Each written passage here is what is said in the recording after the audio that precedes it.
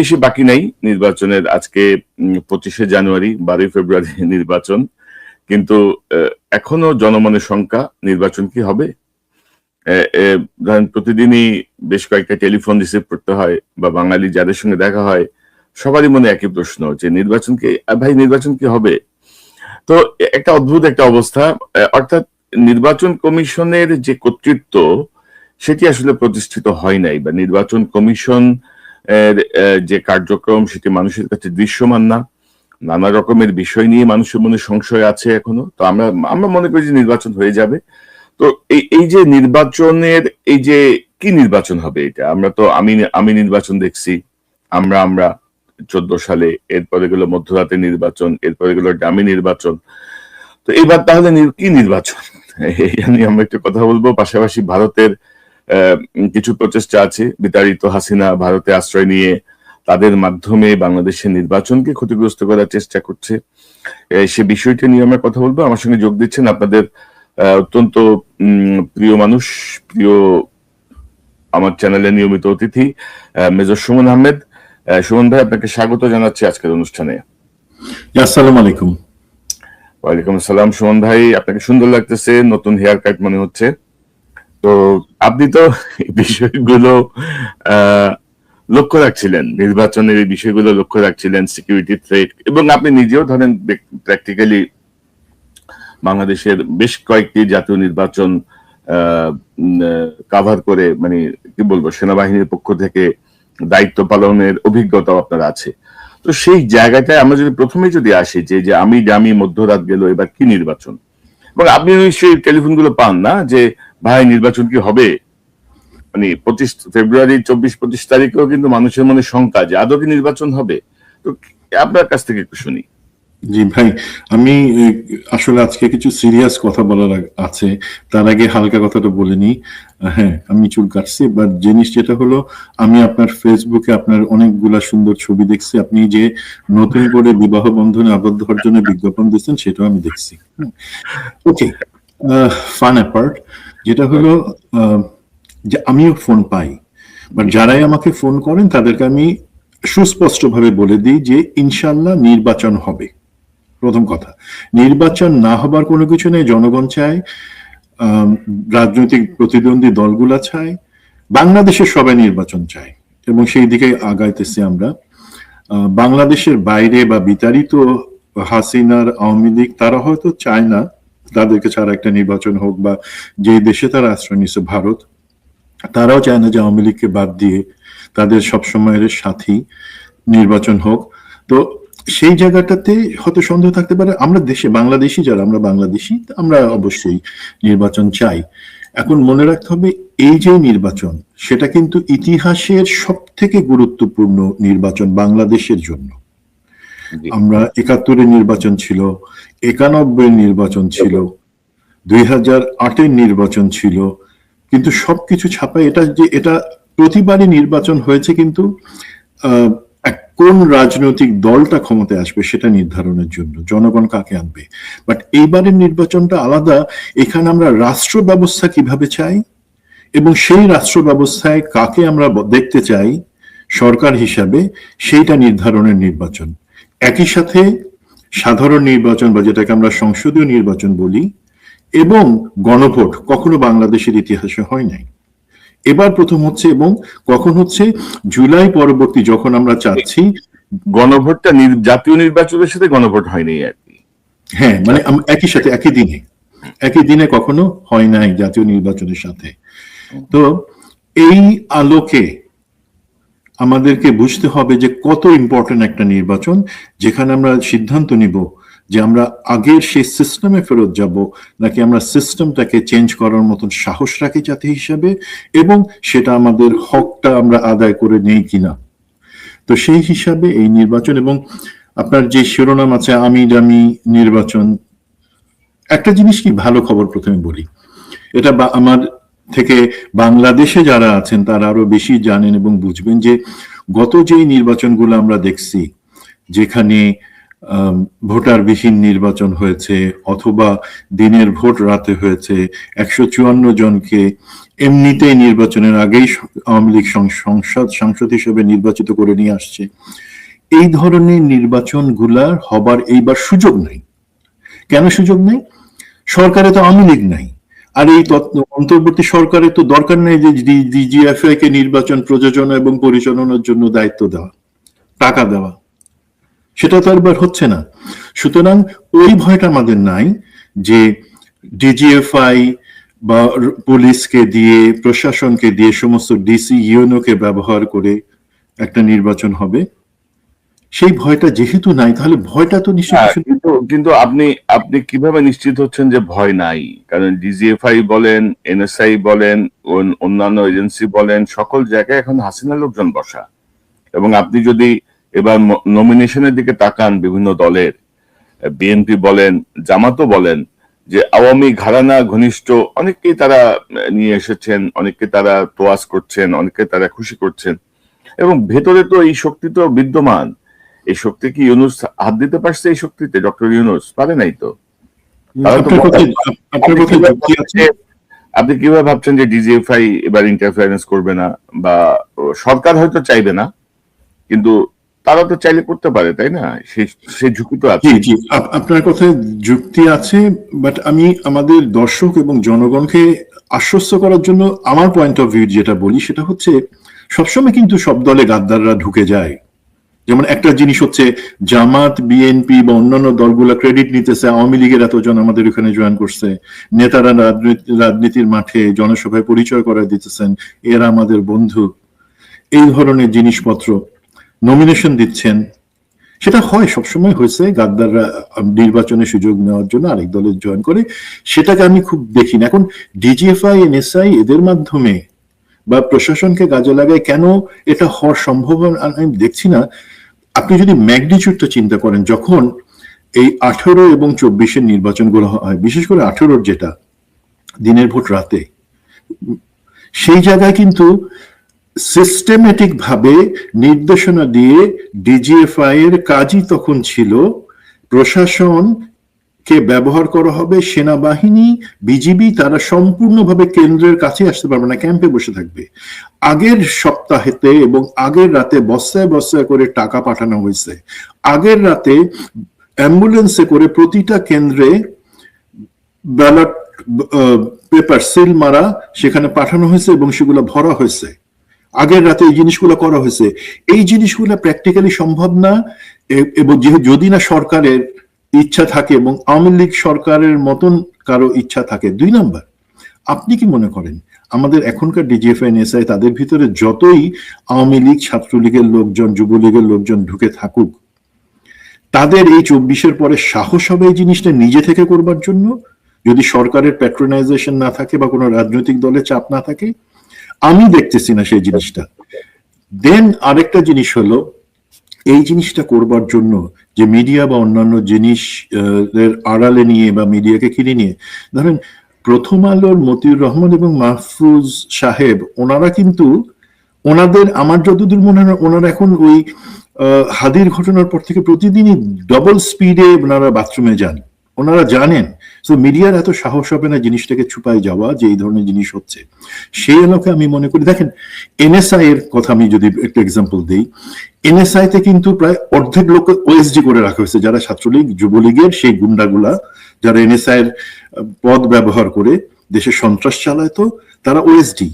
13 জন অফিসারকে এনএসআই নিজে থেকে দুদকের হাতে তুলে দিয়েছে দুর্নীতির অভিযোগ তদন্ত করে দেখে শাস্তিমূলক ব্যবস্থা নেওয়ার জন্য। সো এই জায়গাগুলোতে তাদের সেই চাপটা আছে, তারা জানে যে সেখানে আগানো যাবে না। তো হতে পারে তার মধ্যে যদি কোনো রাজনৈতিক দল আমাদের দেশের তারা কোনো ফেভার পাওয়ার জন্য কোনো আন্ডারহ্যান্ডে আসে, বাট সেটা সম্ভাবনা আমি দেখি কম। এই প্রেক্ষাপটে আমি একটা জিনিস বলি কি, দেখেন আমাদের দেশে তত্ত্বাবধায়ক সরকারের আন্ডারে যে 4টা নির্বাচন হয়েছে, ফেব্রুয়ারি 1996 একটা ফর্মালিটি নির্বাচন ছিল, তা বাদ রেখে 91, 96, 2001, 2008 আমার নিজের হিসাবে নির্বাচনে ভোট গ্রহণ, আমি নির্বাচনের আগের পরিস্থিতি, কিভাবে দল ভাঙা হয়েছে, কিভাবে বিএনপিকে 2008-এ ইলেকশনে প্রার্থী দেওয়ারই সুযোগ দেওয়া হয় নাই, জেলে রাখা হয়েছে, মিডিয়া ক্যাম্পেইন চালানো হয়েছে, ভারতের সেট আপে নির্বাচনগুলাকে প্রভাবিত করা হয়েছে, সেই পার্ট। আমার ফোকাস হচ্ছে নির্বাচনে আমি বাংলাদেশের নাগরিক, 18 বছর প্লাস বয়স, আমি আমার ভোট যাকে খুশি তাকে দিব, সেই কনসেপ্টের কথা যদি চিন্তা করি, এই 4টা নির্বাচন কিন্তু আমি বলবো অবাধ এবং সুষ্ঠু হয়েছে মোটামুটি একটা সাধারণ মানে। এর বাদে যত নির্বাচন তার আগে এবং পরে আমরা জানি সেগুলোর কোনোটাই সুষ্ঠু হয় নাই। এটা হচ্ছে প্রথম জিনিস। বাট সেটা কি খুব বেশি ইম্প্যাক্ট করছে আমাদেরকে এই 15 বছরের হাসিনার যে দুঃশাসন, সেটা ছাড়া? ঠিক আছে, কোন পার্টি জিতবার ছিল, বাট এইবারের নির্বাচনটা সুষ্ঠু করা এবং একই সাথে সেই নির্বাচনে ভোট ডাকাতি শুধু না, তার বাদে যাতে মারামারি, হানাহানি বা কোনো প্রাণহানি না হয়, সেটা নিশ্চিত করা কিন্তু আমাদের জন্য অনেক অনেক দরকার। সেই দরকারটা কেন সেটা আমি পরে আসছি। প্রথমে ভাই আপনি যদি সময় দেন আমি একটা জিনিস একটু বলি, স্ট্যাটিস্টিক্স বলি। জি। আমাদের এই নির্বাচনের সময় এখন তো অ্যাকচুয়ালি সবকিছুর দায়িত্ব ইভেন প্রশাসনের রদবদল থেকে শুরু করে কি হবে সেগুলো নির্বাচন কমিশনের, এবং নির্বাচন কমিশনে কিন্তু বেসিক্যালি একজন, মানে ব্রিগেডিয়ার জেনারেল ফজল, উনিই দায়িত্ব পালন করতেছেন, বাকি সবাই তার হাতে তার ঘাড়ে সবকিছু দিয়ে বলছে ভাই আপনি করেন আপনি করেন, তার অভিজ্ঞতা আছে, তার ম্যাচুরিটি আছে, সেই কারণে হয়তো সেটা একটা পেইনফুল ব্যাপার, বাট সেইভাবে হচ্ছে। এখন ওনারা সেই জিনিসটা করবেন এবং করছেন ওনাদের হিসাব মতে, এবং স্বরাষ্ট্র মন্ত্রী লেফটেন্যান্ট জেনারেল জাহাঙ্গীর যে স্ট্যাটিস্টিক্স দিয়েছেন একটা সংবাদ সম্মেলনে গত সপ্তাহে, তাতে দেখা যায় প্রায় 9 লাখের মতন বিভিন্ন বাহিনী, সেটা সেনাবাহিনী, বিমান বাহিনী, নৌবাহিনী থেকে শুরু করে ইভেন পুলিশ, বিজিবি, আনসার, সেই সহ 9 লাখ, 3000 কম 9 লাখ। তার মধ্যে 1 লাখের মতন বলা হচ্ছে আর্মি, 3 থেকে 5,000 এয়ারফোর্স, নেভি, বিজিবি থাকবে 37,000, কারণ তাদেরকে তো আমাদের বর্ডারটাকে পাহারা দিতে হবে। পুলিশ সারপ্রাইজিংলি থাকবে 1,49,000। আনসার এবং ভিডিপি মিলাই 5 লাখ কম বেশি থাকবে। এখন এর বাদে ফায়ার সার্ভিস থাকবে, অন্যান্য র্যাব থাকবে। মানে সংখ্যাটা আপনি যদি দেখেন, এটা মোরলেস এইভাবেই ডিপ্লয় ছিল আগের নির্বাচনগুলোতে। বাট আমরা আগেই বলছি এইবারের নির্বাচনের লক্ষ্য এবং একই সাথে পরিস্থিতি সম্পূর্ণ ভিন্ন আগের যে কোনো নির্বাচনের থেকে। এখন দেখেন পরিস্থিতির কথায় আসি। নির্বাচন মূলত হয় পুলিশ এবং আনসার কেন্দ্রে থাকে, 42,300 সামথিং কেন্দ্র আছে, 600 সামথিং কেন্দ্র আছে। সেই কেন্দ্রগুলা মূলত অবস্থান করে প্রোটেকশন দেয় পুলিশ, আনসার, ভিডিপি। তারা পাশে ক্যাম্পে, আইদার ক্যাম্পে থাকে, বিভিন্ন সময় বিভিন্ন নির্দেশনা থাকে বিজিবি এবং সেনাবাহিনীর প্রতি, তার আইদার স্ট্রাইকিং ফোর্স হিসেবে থাকে। বাট আমরা যতগুলো নির্বাচন, আমি ছিলাম 6টা নির্বাচনের সময় ছিলাম, তখন কিন্তু প্রতিবারই আমরা দেখেছি যে আমরা পেট্রোল নিয়ে, আমরা আমাদের সাথে টিমকে নিয়ে প্রতিটা কেন্দ্রে আমরা সারাক্ষণ ঘুরতাম। 12 ঘন্টার জন্য দায়িত্ব বলা হয়েছে, 14 ঘন্টা 15 ঘন্টা দরকার হলে কাভার করছি, একটানা 20 ঘন্টা কাভার করছি, যাতে নিরাপত্তা যে কোনো জায়গায় আমরা যে কোনো একটা পয়েন্টে কোনো গন্ডগোল হলে সেখানে আমরা 10 থেকে 15 মিনিটের মধ্যে যাতে পৌঁছাতে পারি এবং সিচুয়েশনটাকে রেস্টোর করতে পারি। ঠিক আছে, সেই হিসাবে হয়তো আপনি যদি দেখেন, বাট প্রথম কথা, নির্বাচনের কেন্দ্রের দায়িত্বে যে পুলিশ আছে, যদি কোনো গন্ডগোল হয়, আল্লাহ না করুক, সেই গন্ডগোলগুলোর সময় পুলিশ এবং আনসার, পুলিশের তো মাজা ভাঙা, তার তো ইউনিফর্ম এখন কেউ মানে 2 পয়সাও পাত্তা দেয় না, আর আনসার তো আনসার লীগ হয়ে গেছে, তাই না ভাই? এখন সেই জায়গায় কেউ যদি একটা রাজনৈতিক দলের কিছু লোক এসে পুলিশের 2টা থাপ্পড় দেয় বা আনসারে ধরে কোমরে 6 ইঞ্চি নিচে একটা লাথি মারে, ওরা তো প্রথমেই পালাবে সেখান থেকে। এটা রিয়েল বাস্তবতা আমি বলছি। কিন্তু ভাই 24 পরবর্তীতে তাদের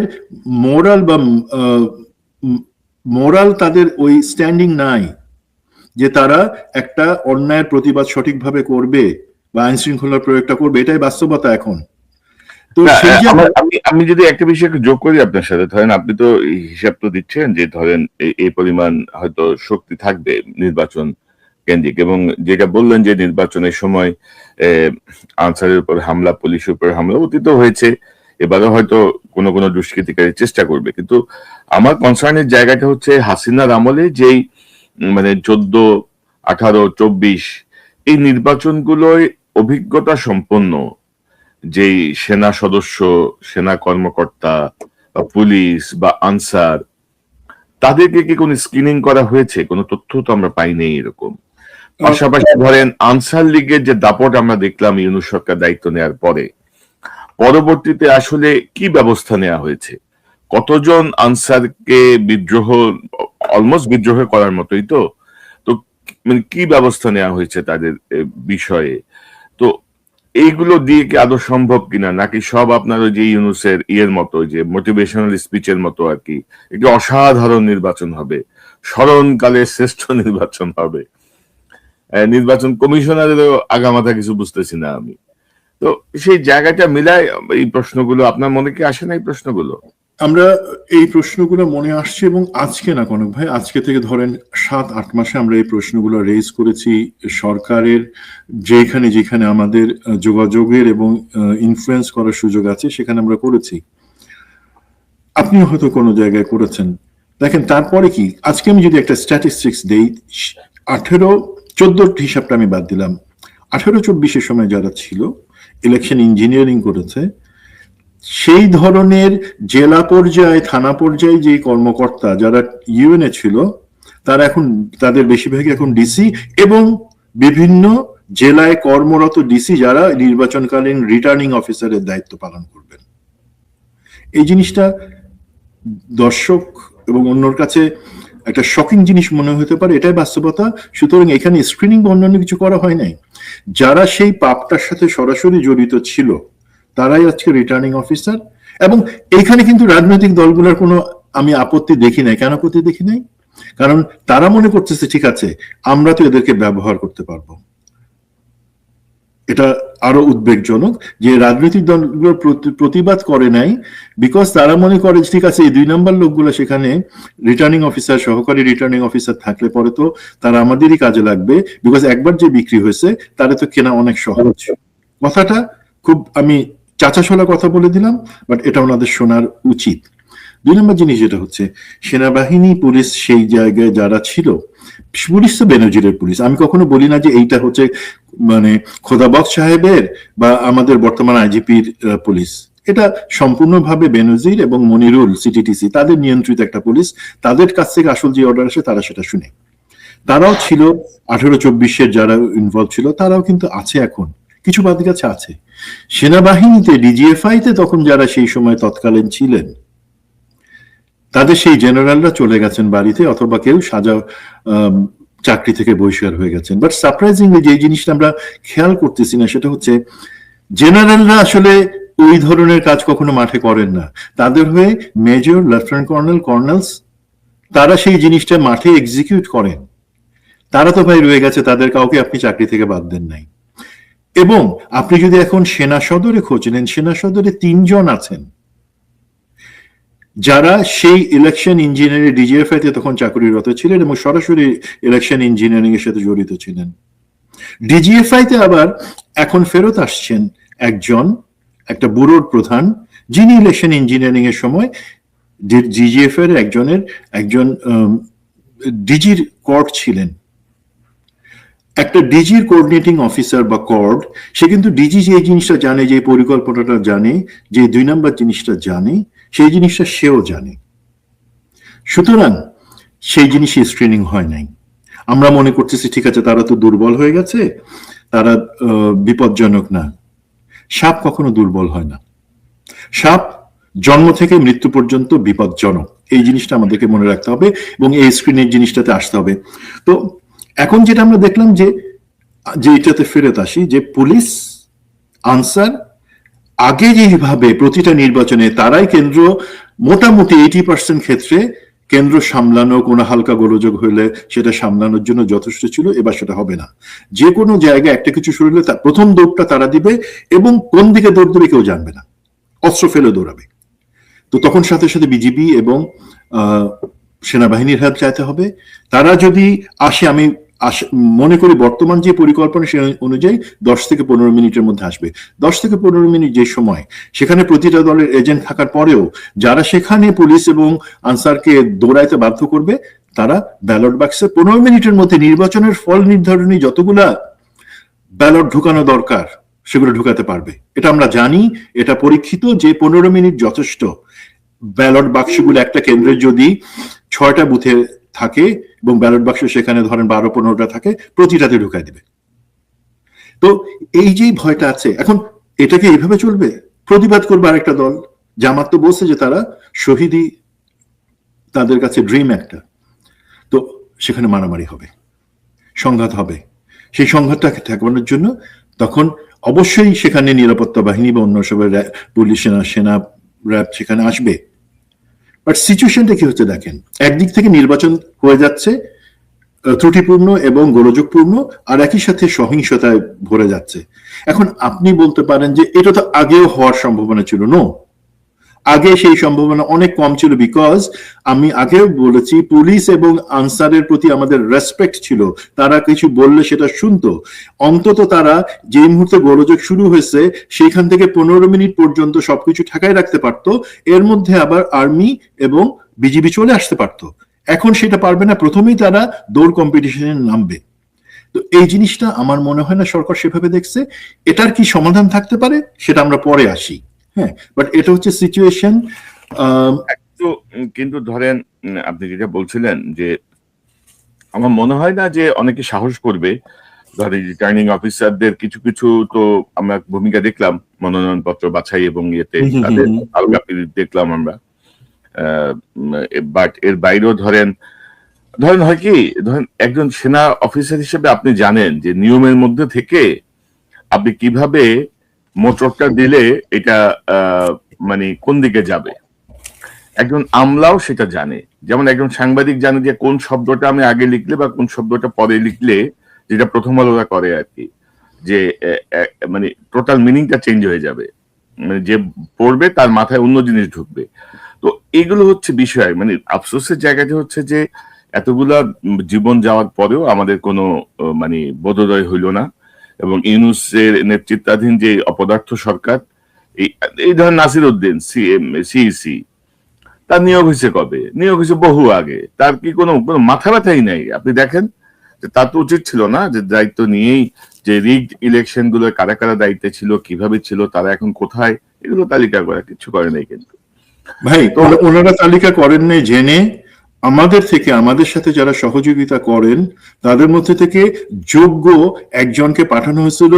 তিনি সম্পূর্ণ সিনারিও সহ, তালিকা সহ প্রধান নির্বাচন কমিশন থেকে সম্পূর্ণ নির্বাচন কমিশনকে ব্রিফ করেছেন ফরমালি, বলেছেন এই জায়গাগুলোতে সমস্যা, এই ব্যক্তিতে সমস্যা, এবং উপায় বলেছেন।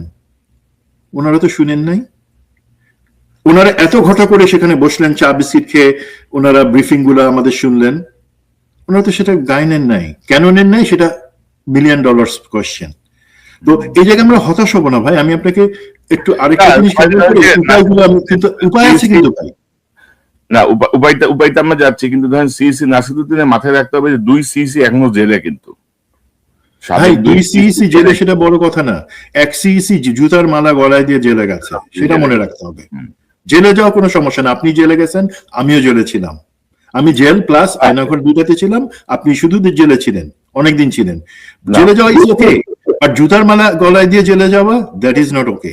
শুধু এই ছবিটা মনে রাখেন। মানে ধরেন যে এরা যে জেলে গেছে এবং এদের প্রতি যে মানুষের যে ঘৃণা, মানুষের যে ক্ষোভ, মানুষের অধিকার কেড়ে নেওয়ার যেই প্রচেষ্টায় তারা যুক্ত ছিল সরাসরি ভাবে, সেই জায়গাটা থেকে নাসিরুদ্দিন সাহেবরা কি শিক্ষা নিচ্ছে আমি জানি না। আর আপনি আপনার ওই যে ব্রিগেডিয়ার ফজল, যিনি নির্বাচন কমিশনার, তার ব্যাপারে আপনি ইতিবাচক হলেও আমার কাছে তার ব্যাপারে অনেক নেগেটিভ খবর আছে। তার সঙ্গে আওয়ামী সংশ্লিষ্টতার অনেক বিষয় আছে। আমি অনুষ্ঠানের মাধ্যমে হুঁশিয়ার করতে চাই যে মানে এত এত ভালো না আর কি, বুঝছেন না? এত কি বলবো, মানে সাধু সেজে ভিতরে কিছু করবেন সেই প্রচেষ্টা করা বোধ ঠিক হবে না। তারপরে আমাদের এই যে নন কমিশন স্বরাষ্ট্র উপদেষ্টা যে বসে আছে আর কি, সে বলছে যে অবৈধ অস্ত্র নির্বাচনে ব্যবহার হবে না। তো যে অস্ত্রগুলা লুট হয়েছে আর কি, সেই অস্ত্রগুলো নাকি নির্বাচনে ব্যবহার হবে না। তো তো যারা লুট করছে এটা তার কানে কানে এসে বলে গেছে। তো ধরেন এই যে অবস্থাটা, এবং আমাদের প্রধান রাজনৈতিক দলগুলোও কিন্তু ধরেন এই জায়গাগুলো খুব বেশি মনোযোগী না। তারা অবশ্য মনে করছেন যে জনগণ যদি ভোট দিতে নামে সেই জোয়ারে হয়তো অনেক কিছুই হবে না। কিন্তু মাঠের বাস্তবতা কি, আমাদের যে রিমোট এরিয়ার যে নির্বাচন কেন্দ্রগুলো বা যে পরিমাণ ফোর্স এবং যে পরিমাণ নির্বাচন কেন্দ্র, এবার আবার